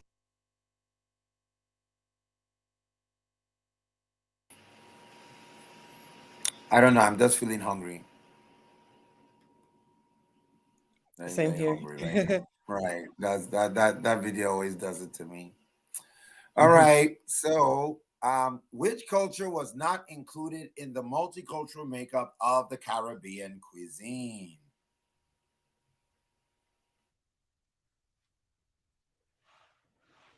Well, I just think it's amazing how all across the diaspora, even after so many generations, we still see those cultural kind of markers that you had mentioned, like Brazil and the Caribbean, and of course on the continent, and in the here in the Americas.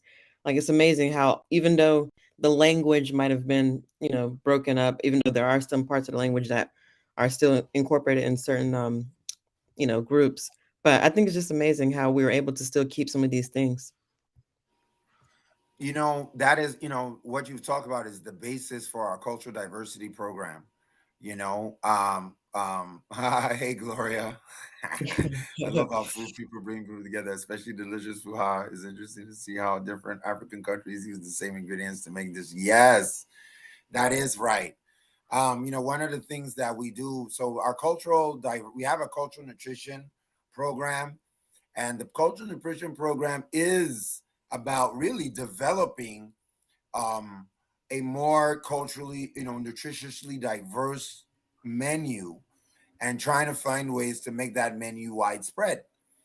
One of the things that I can't wait to do is connect with the Chinese American community. They can be credited with providing our communities, our indigenous African American communities, with low cost, already cooked broccoli and green peppers and things like that. And they have even worked on a menu that's designed for us because they do not eat what we eat. They don't eat the same menu of Chinese food that we eat. So, what's the answer to this one? We're gonna make it Korean. What's that one? That one was all the above, I think, right? Which one's not? Wow. I think I messed up. I think I can't even add that question because I think it was which culture was. Oh, so it's really all the above, which means that all of them were mentioned. All right. Okay. Next question. If a people does not have their cultural recipes, then they will not be able to 1, make restaurant money. 2, make carnival money. 3, make agriculture money. 4, keep healthy. Or 4, all of the above. So let me say that right again. If a people do not have their cultural recipes, then they will not be able to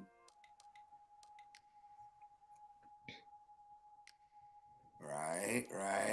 We have 13 people. We want to see 13 of you responding. I know. It's like 13 people signed up for the quiz. Slido.com. It's not too late to join, right, Marlon? No, it's not too late to join. All right. So Slido.com. It's going to be hard to win. Right. That's true. we want your data. Hard to join, but it's hard to win.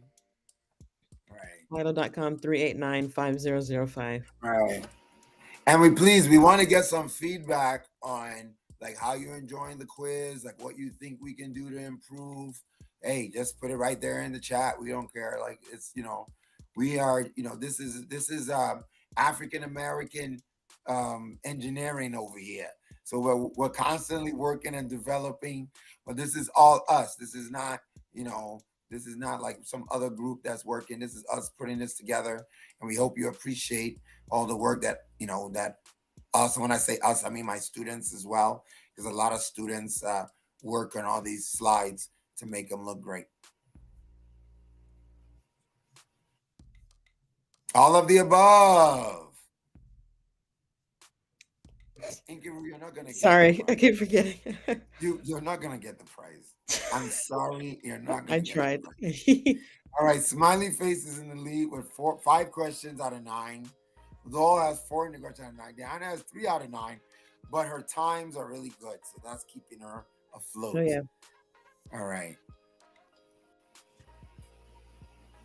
Oh, this is a sweet one. How much time do we have? I think we're running a little low on time. All right, let's. Okay, no, we're not. We got them 34. Okay, we're good. All right, so as you know, I love documenting and talking about indigenous African American music. And why? 1, because they're the greatest musicians of all time. That's right. We just have Michael Jackson, and then you gotta just try your best. Get past Michael. Then we'll give you like Aretha or somebody. I don't even know. There's no point. You can't even beat Michael. So, I always call, African Americans the goats of music. But one thing I do that's different, I teach my youth to see in Africa, we don't write anything down. We have been giving oral tradition. We're giving you good vibes. I feel you. That we're getting the energy back. It's like a synergy, the circle. So, my African American, I teach my youth that, and we don't write things down in Africa. Everything is handed down orally through tradition, through art, through spoken word. You know, it's just artistic, you know, higher forms of communication, right?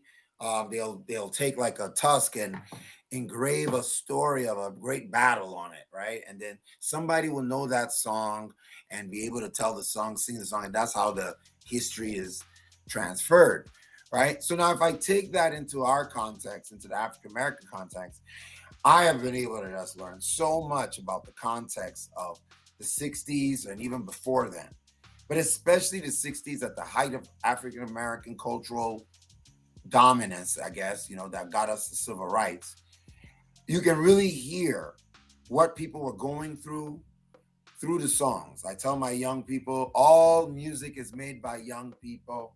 So that means that if you listen to a song from the 60s, it's just you speaking from a different time. And they love that, you know. So let's listen to this song. It's a great it's a great song. I'm not gonna tell you who is singing it, but it's a great song. And yeah, it was a motto of the civil rights movement. I was born by the river in a little tent.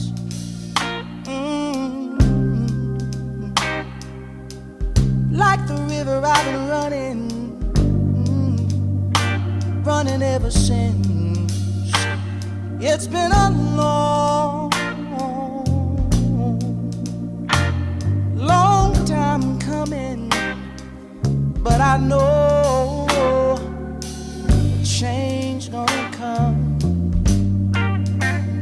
Oh yes, it will.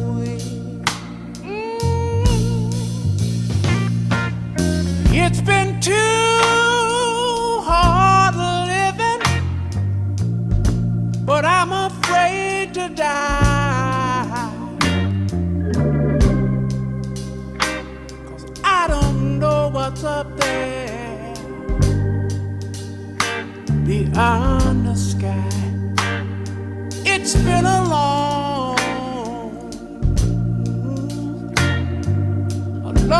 time coming, but I know a change gonna come. Oh yes it is.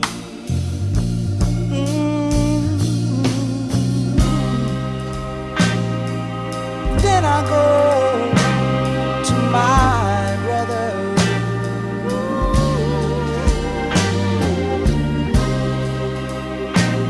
And I say, brother, help me please.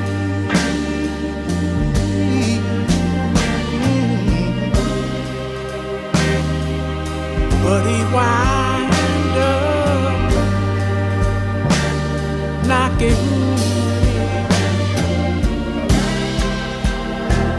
back down on the knee. There've been times that I thought I couldn't last for long, but now I think I'm able, Father, to carry on. And it's been a long time coming, but I know a change gonna come. Oh, yes it is. Yes it is. Yes it is.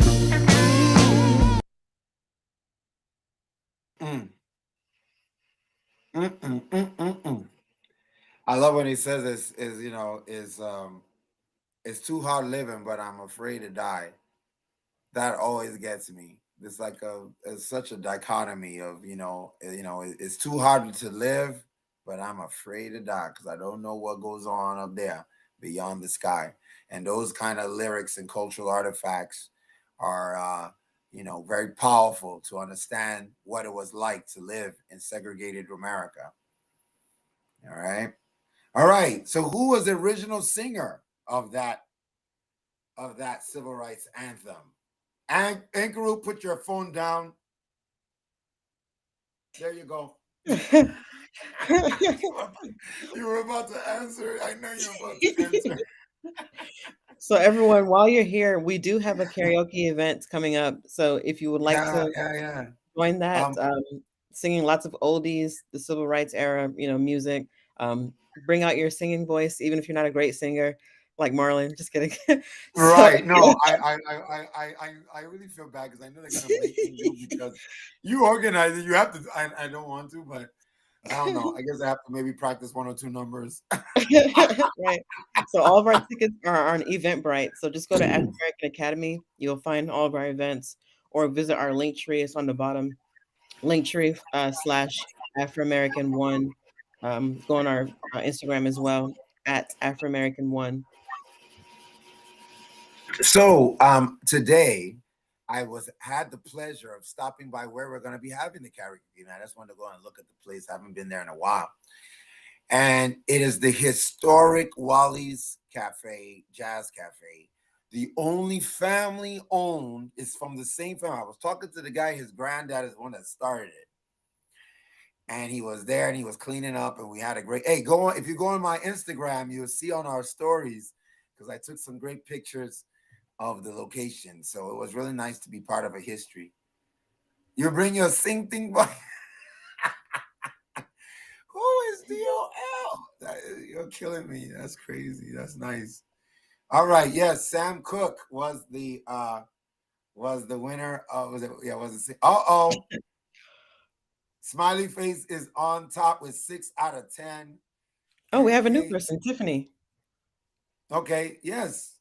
Well, that's what happens when I'm off the list. She's been on the list, but people keep on answering the questions. That's funny. All right. All right. Where is the indigenous? Where did indigenous African Americans learn to play instruments during segregation? Not where is. Sorry. All right. Music schools, supermarkets, churches, nightclubs, none of the above. Put your phone down, Ankaru. Thank you.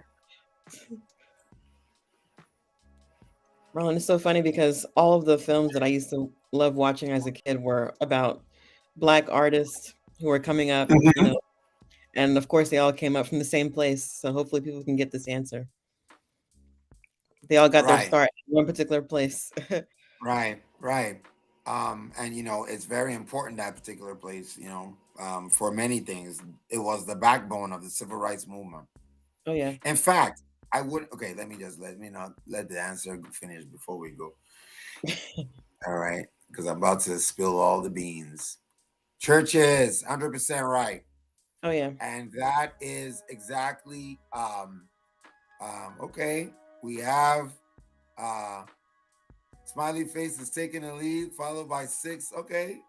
And then I think we have about 2 more questions. So Tiffany, you guys have to hope she mess up, because I think Smiley Face is about to take it. But all right. Even the civil rights movement is not a civil rights movement. You should really call it a church movement. And same way they say is Dr. Martin Luther King. He was a reverend. These are the cultural references as opposed to the civil rights reference. Sam Cooke's Holka says my birthday gift when I was in 5th grade. Okay. Well, I was it. Wow, that's awesome. Cassette. Don't tell your age, girl. Don't tell your age, girl. All right. So let's what we got. I think we have like 2 more. So let's this is the last video, I believe. We begin this hour with the story of an African country opening its arms to Black Americans. Ghana's tourism minister began encouraging African Americans to move there in 2019.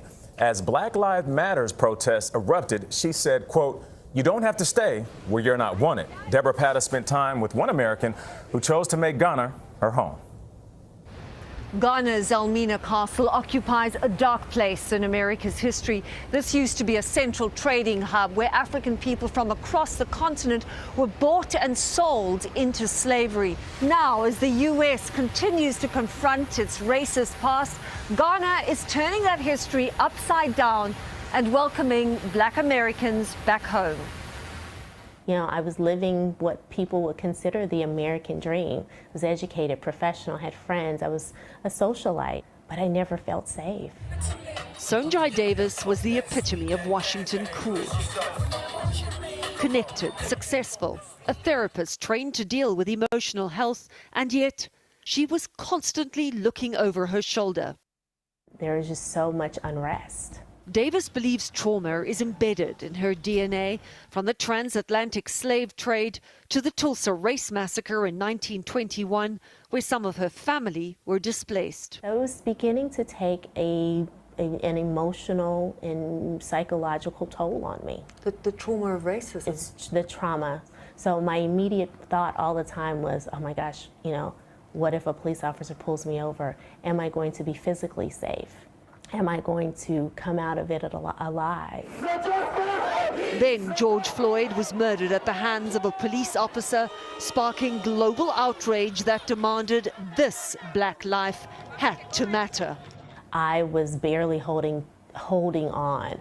I could feel myself nearing a nervous breakdown. And that's why I made the decision that I had there. She had visited Ghana in 2019 during the government's Year of Return campaign, marking 4 centuries after the first slave ship reached Virginia. It attracted a record number of tourists, aiming to convert visitors into residents. George Floyd's name over there. Head of the African Diaspora Forum, Erica Bennett, said after the death of George Floyd, they were inundated with inquiries. Every day we get at least, and this is no exaggeration, at least 300 people saying, how can we relocate to Ghana? About 5,000 African Americans have made the trip back to Ghana and stayed. Home is not a place. It's how you feel where you are, the feeling of belonging, the feeling of welcome, and a sense of freedom.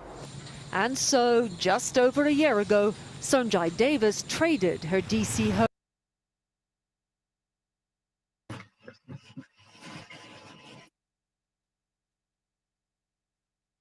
So this, one of the things that I hope for the African American Academy is to provide supports that would even be able to take people and relocate and things like that. I mean, yeah, that's far away, but it's part of the vision.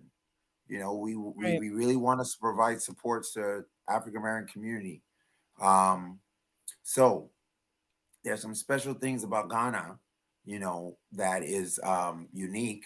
And Ghana has opened their hearts and their minds to the African American community, and it's important that we recognize that there are openings, there are opportunities to not be in the minority, to be part of the majority, to feel and to see all the billboards and all the leaders and all the bank managers and everything else that you may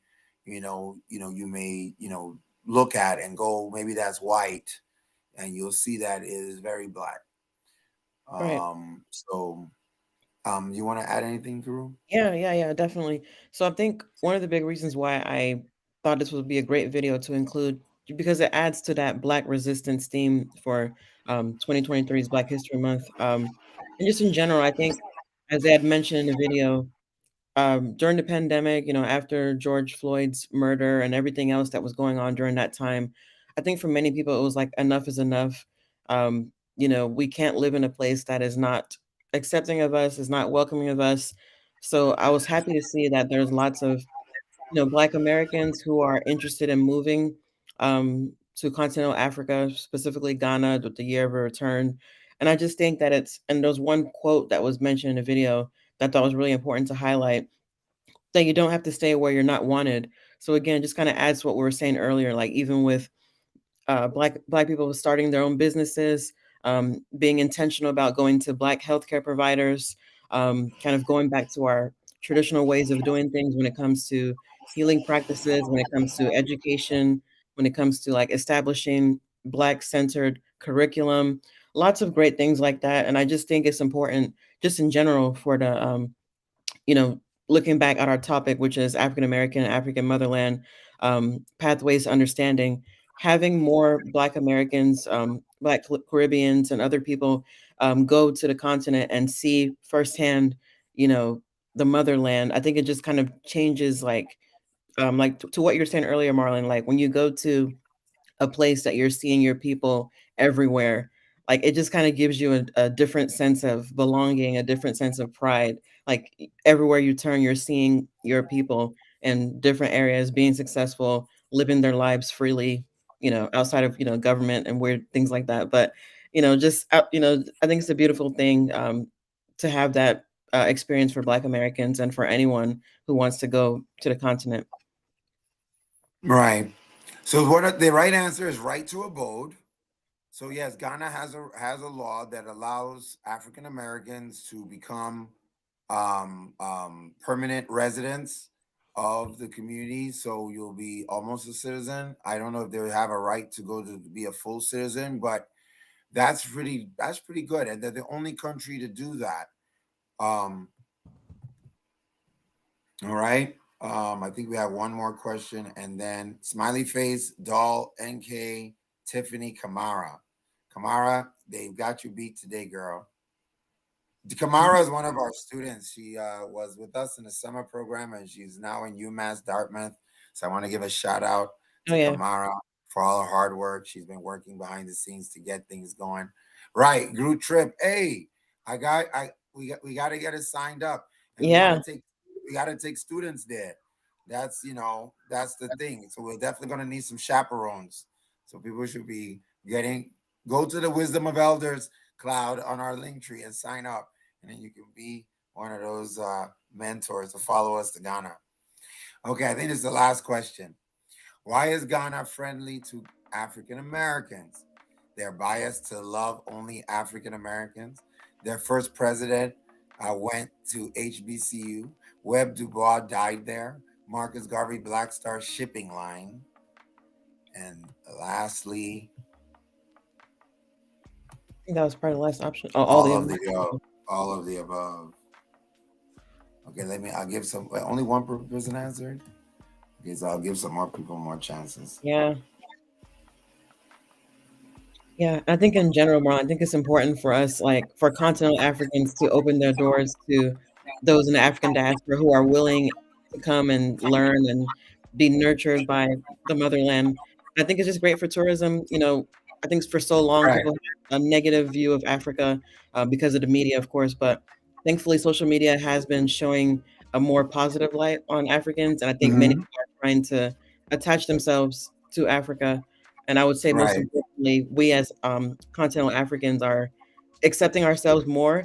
And I think but when you accept yourself more, other people can accept you and appreciate you, what you have to offer. So I think it's a beautiful thing. It's a great time. No, I agree. And, that's why I put that picture there. That's a picture of downtown Accra, just to show you that, it's not just all like huts and people swinging off the trees, but just, so Ghana is a very unique place. Trust me, I'm a Nigerian. So why didn't I say I wanted to go to Nigeria? As because Ghana has already had, they understand the story, and a lot of Nigerians don't. They don't understand what it means to be subjugated or anything like that. We have some derogatory terms that we use and things like that to describe the indigenous, which are all dividing, harm-causing things. However, people do the best they can with what they have, and I feel like Nigerians they're ignorant to the facts. Not that they necessarily mean anything. Africans in general are very, very harsh, so you have to understand that. That's another angle altogether. That's a whole nother episode. But their first president, Kwame Nkrumah, did go to an HBCU. Webb Du Bois died there.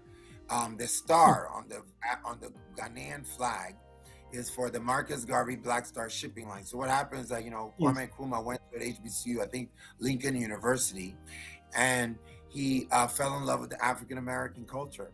So when he went back to become president, he opened up a door, and that is just as simple as that. When one man has that kind of power, so I just thought that those are some good stories to tell. Hopefully, they can provide some pathways to understanding.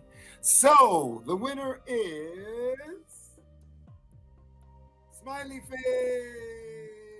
Face. Who is this smiley face? We want to know who you are. Right. And Doll, I don't know who Doll is. Maybe that is Diana. I'm not sure. No, someone else. Okay, and then Tiffany came in third.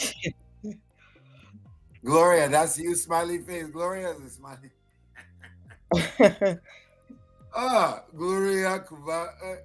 Okay, let me not put you on blast. But thank you so much for participating. You will get a $30 Uber Eats voucher. Please, if you have not signed up, can you put info at afroamerican1.org. If you have not signed up for the Eventbrite, please send an email to info with your name, your phone number, your address,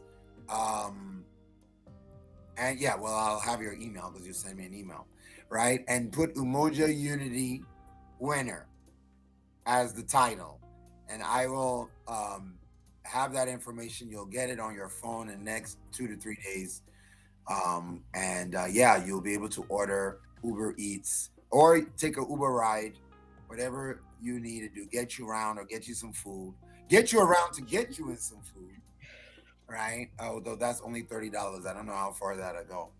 Right. Awesome. So we want to wish everybody Marlon, what did you say was the email again, so we can put it in this thing? Info at afroamerican1.org. Okay. All right, info at afroamerican1.org. Yes, please send your email if you have not signed up on Eventbrite. If you have signed out on Eventbrite, we know. Well, okay. You know what? Send us an email anyway, just because you guys use nicknames. See who the winners are again. Let me go back. Okay, hold on. Let me go back and see who the winners are again. Yeah. So because the smiley face, we knew that's Gloria, DOL, and Tiffany. Please send us your emails.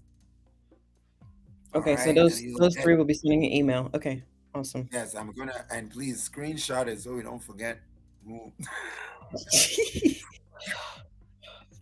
first, who came second, who came third. So thank you for participating in our Lives in Me challenge. Gloria, truly, the spirit of UMOJA unity lives in you. And we hope that everybody got to learn a little something new about about the other community.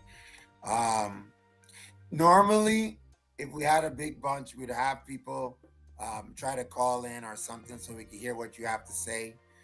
And then the community would vote on who gave the best discussion, but we're gonna let you guys go on that. But could you please do this last one? Would you attend another Lives in Me? I guess if you spend all this time, you definitely would, but And please, we still have events going on throughout the month, so you're welcome to join us for those events. Right, we have Culture of Love on Saturday. On Saturday, we have actually a Bill Russell Civil Rights at a live event. So I'm going to be live at a restaurant, West End Johnny's. So we're looking forward to that. That's going to be another exploration. All right. Okay. Oh, we got a 6.2. Oh man. Can you guys put in the thing like, what do you think we could do to improve? Right. I know. Thank you for your kind words, but just please, if you're there, we'd like to hear, what you guys have to say. And if you guys want to be panelists, if you want to be panelists for Saturday's show, please go to our Eventbrite. go to our link tree, right? And make sure that you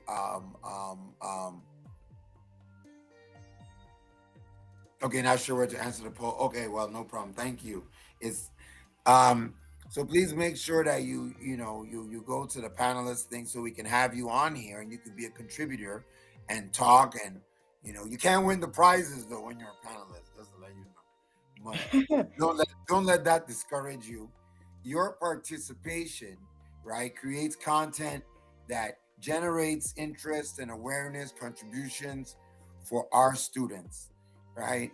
Remember, we're a school. We provide supports to young people, cultural supports. This Uber Eats Uber voucher is part of our like pocket money program, where young people can get cultural food even if they live or work or go to school in all white communities. So please be and also on the 23rd we have UMOJA Unity Unidad. So the same thing, but we're going to be doing it with Latin American folks, so we'll be able to learn about, because that's the one culture that I really need to learn more. I know about African culture, I know about Caribbean, I know about African American, but I don't really know much about Latin culture. So I'm very excited about that one personally. So please make sure you attend. UMOJA Unidad. That's going to be great. We have our hostess, Marisol Morales, who is a very established, the director of the Carnegie, part of the American Council of Education. So this is a big national event. So we're looking forward to having a lot of participants, and we're going to have a great, we'll have a great Lives in Me. More times for polls, please. Some were too fast for me. Finish reading and answer. Thank you. Thank you. Thank you. Okay. So maybe we'll go up to 1 minute, 30 seconds. Usually for that, I usually like go back sometimes, but you're right. I could maybe make it longer. Thank you. Yeah, definitely great feedback. Do you think that it was longer? Oh yes, bigger than Africa. It is the basis of my work with the Yoruba culture. We need to have a show on that alone. It's on Netflix. You guys, I tell everybody, that's your homework. Go and watch Netflix, Bigger Than Africa. It'll show you about the Yoruba culture and how it exists over here in the United States, how it's a monotheistic religion, believing in one supreme God, and all sorts of great stuff about the culture. One thing I think Inkaru said earlier was that Africans tend to be, they look at their own culture as bad, and religion is one of them. So anyway, let's wrap this thing up. I want to thank you so much for everybody coming out. Inkaru, please take us away. Yes, we just want to thank you all once again for being here. We really enjoyed the conversations. It was very lively. And I hope that you all enjoyed what we discussed here tonight. And if you did, please, go to our website, go to our Linktree, Linktree/African American 1. You'll see all of our links for upcoming events. If you would like to donate, because again, we are a STEAM Academy. We have lots of programs for multicultural youth in the city of Boston and surrounding areas. So if you would like to be a participant, if you would like to support the youth, the educational programs that we have here, please consider donating, sharing.